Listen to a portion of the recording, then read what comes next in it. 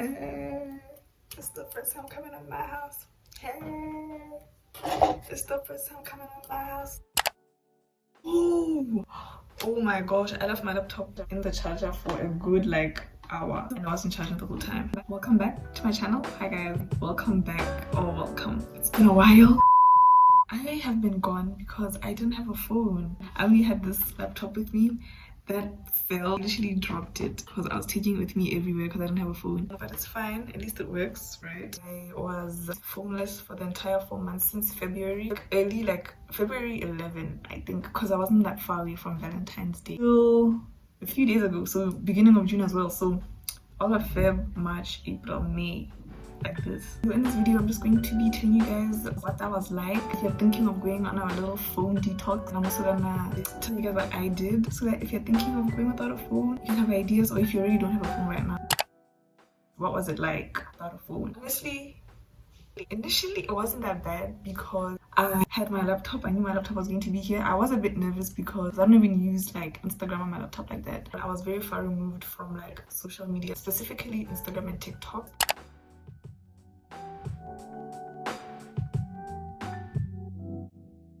I think I only posted on TikTok once after my phone died, and I used my sister's phone for that. I used my sister's phone to film, and then I asked my cousin to post it for me. That's how chaotic it was. For Instagram, I ended up using my old camera. So it's this Kodak Easy Share digital camera. The battery is a flat, but I used to have rechargeable batteries and then I lost them. But it's a cute camera, you know, it's very Y2K. I uploaded the one time on Insta and the quality was really good. I thought it was gonna be bad because it's Y2K, but then it was actually really good, so it was fun.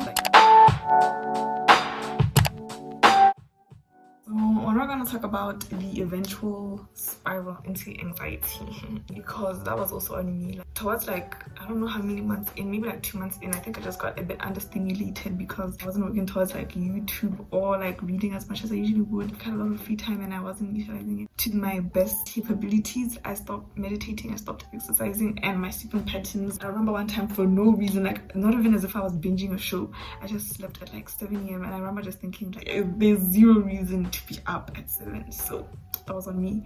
If you want to take a break from social media, just try to cultivate and perpetuate healthy habits so that you don't have too much idle time. Idle time is good, you know what, there's nothing wrong with being idle, but just don't drag it out and do too much like me. No self-care, horrible sleeping patterns, and isolated a little bit because I wasn't seeing friends and stuff like that. So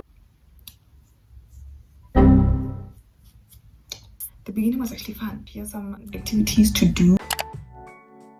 Number one, the camera. Like I said, if you have a physical camera, start taking pictures of everything. Very fun. I also started to draw. I'm not the best at drawing. I used to like to draw, and then I just stopped doing art and form too. So obviously, if you're not practicing a skill, you kind of lose it. This time around, I kind of allowed myself to start looking up on YouTube. I was on Pinterest getting inspo. So I kind of figured out what type of drawings I like to do because I'd been trying to get back into drawing since 2019, 2020, and just very on and off. Because I think I didn't know what was inspiring to me. And then I realized that I like to draw buildings, and I also like to draw rooms and houses. So I getting inspo and sometimes on top of my head. So yeah, that's something you can do. Just try to learn a new skill or practice a skill you've been meaning to learn. So for me, that was drawing. Another thing you can do while you don't have a phone is to try new recipes. You can go on YouTube and look up videos, which is what I did, and I learned how to make a pizza. I just forgot some of the steps. The end result was a bit weird because I forgot a step in the dough prep. The process was really fun and the pizza was really good. So I would recommend trying a new recipe. Just going online and looking up inspo, new easy recipes to learn. Cooking kind of forces you to be mindful. I'm looking at steps. I'm trying to measure ingredients out. I think it's really great for mindful. Next, I watched some really great shows. Number one, Outer Banks. You guys, the obsession that I formed after watching Outer Banks. I watched it 2 months ago and I have already rewatched it. Rewatched all 3 seasons. It was my first time ever watching it. The marketing team for Outer Banks did not do it justice. I actually watched it for Drew study, I'm not gonna lie. And then I watched episode 1 and I was like, whoa, this is not what you guys made it out to be. I was expecting Ginny and Georgia, but never have I ever. I think the plot was really good. I'm a fan of mystery, found family, and just gangs, friend gang. like friend groups figuring stuff out, like Stranger Things, and Outer Banks is like that kind of theme. So yes, I loved it. I love all the characters. I like the core group, and I also like the actors like in person, like they're all really cool. Another show I watched is Scandal. So I started this one because I knew that I had a lot of free time. Hella seasons, hella episodes in seasons. I remember I finished like season 4 and I thought that was like 5 or something, and I saw 7 in total.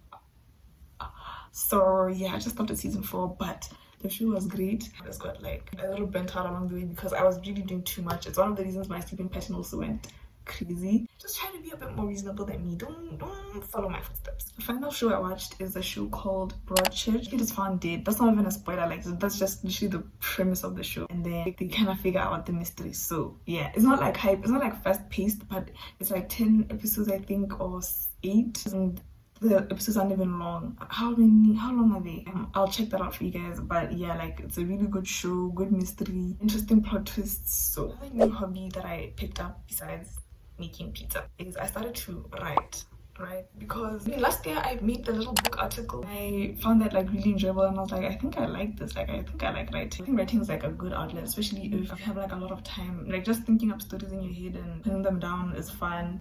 I'm someone who likes to daydream, so I finally put them on paper for the first time ever, and I actually had so much fun. Like I remember writing, I was like, this is good. Like if circumstances are right, I would try to get this published, because I don't know, kind of like, do you guys do that thing where you watch something and then like you start off like your own spin-off in your head where you adjust and then you kind of put yourself into the story? Look, I actually also started a blog, but I haven't published anything, but I have written like 5 articles on my laptop, because I've been meaning to start a Substack, but I also wasn't sure, so I just decided to start a Tumblr, and I have like articles written and drafted, but I just haven't published them yet because I'm chicken.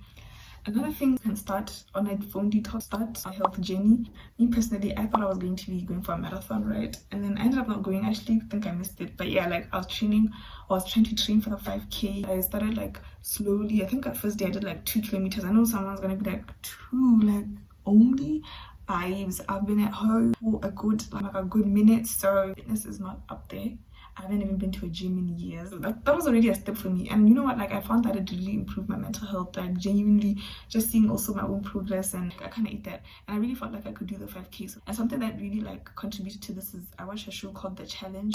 It's an MTV show, but I was watching it online. When I'm watching that show and I see like some characters just dragging the teams down, I'm always like, I wouldn't want that to be me. So I imagine myself on The Challenge, or imagine myself training as if I'm going to be on The Challenge. So okay, it wouldn't be a me video about hobbies if I didn't bring up my most prominent or prevalent hobby, which is reading. Because I don't have my phone, I'm not going to lie, it was kind of difficult. This is why I actually ended up being a lot idle than normal, because I couldn't read on my laptop. I mean, I could technically, but I just couldn't get into it. So I read like only a few books, and yeah, like very spaced out. So the first book I recommend is Tomorrow and Tomorrow and Tomorrow by 𝗦𝗢𝗔𝗟𝗦.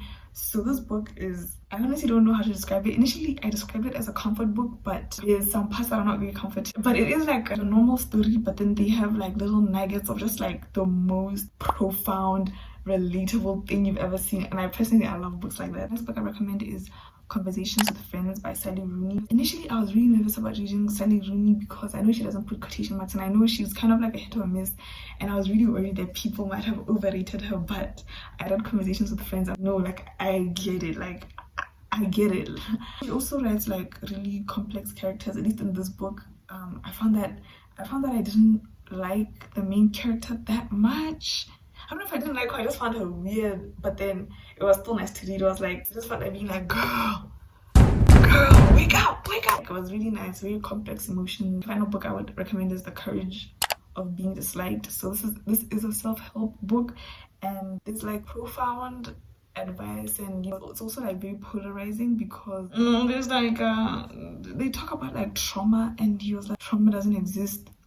If it exists, then you are never going to change. You're gonna say everything is trauma, and I'm like, that's not what that means. Like, you can acknowledge trauma exists and then choose to change from there. So that was my only problem with it. But otherwise, like these things called personal tasks, and just doing what you like, being authentic kind of, and then how people receive that isn't in your control. So yeah, it was really fun. It's a cute book.